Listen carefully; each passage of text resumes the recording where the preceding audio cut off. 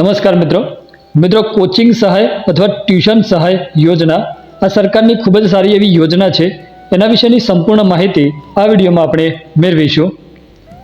મિત્રો, આ જે યોજના છે એ ગુજરાત રાજ્યની વિકસતી જાતિ કલ્યાણ વિભાગ દ્વારા ચલાવવામાં આવે છે. જે યોજનાનું નામ છે કોચિંગ અથવા તો ટ્યુશન સહાય યોજના અને વર્ષ 2025-26 માટે અત્યારે એના ઓનલાઈન ફોર્મ ભરવાના પણ ચાલુ છે.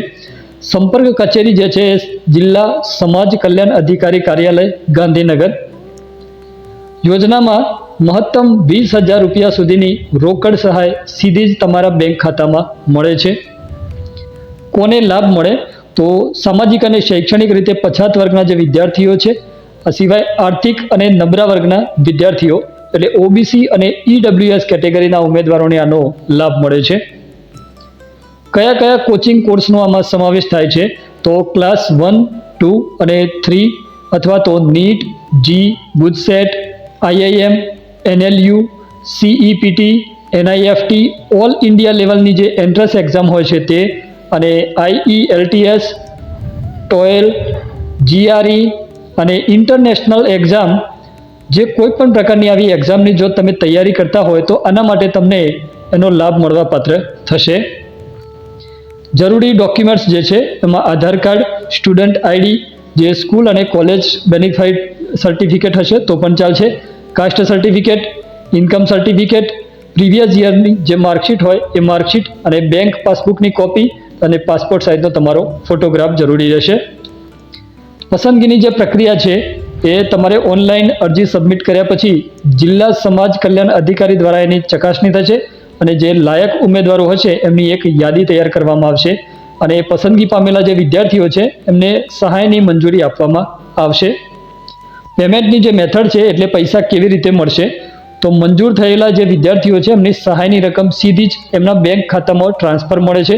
એટલે ડાયરેક્ટ બેનિફિટ ટ્રાન્સફર ડીબીટી પદ્ધતિથી આની ચૂકવણી થશે.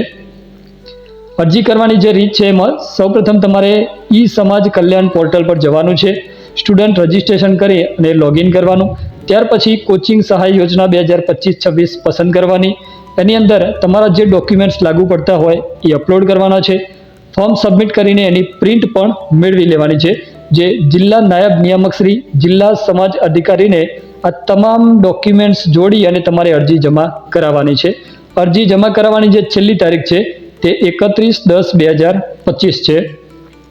અગત્યની તારીખોમાં અરજી શરૂ જે થવાની તારીખ છે 1/9/2025થી શરૂ કરી અને 15/10/2025 સુધીમાં તમારે ઓનલાઈન અરજી કરવાની છે. એટલે 1.5 મહિનાનો આના માટે સમય છે.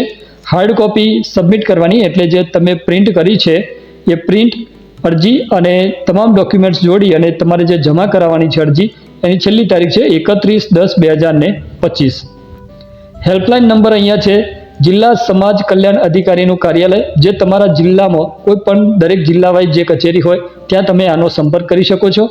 ઈમેલ પણ અહીંયા આપવામાં આવ્યું છે helpdesk.esamajkalyan@gmail.com અને હેલ્પલાઇન નંબર પણ છે. આ નંબર ઉપર કોલ કરી અને તમે આ યોજના વિશેની સંપૂર્ણ માહિતીની તપાસ કરી શકો છો.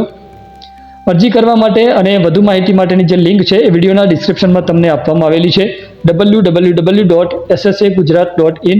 આ વેબસાઇટ પર જઈને તમે અરજી પણ કરી શકો છો અને વધુ માહિતી પણ મેળવી શકો છો. તો મિત્રો, આ હતી યોજના વિશેની સંપૂર્ણ માહિતી.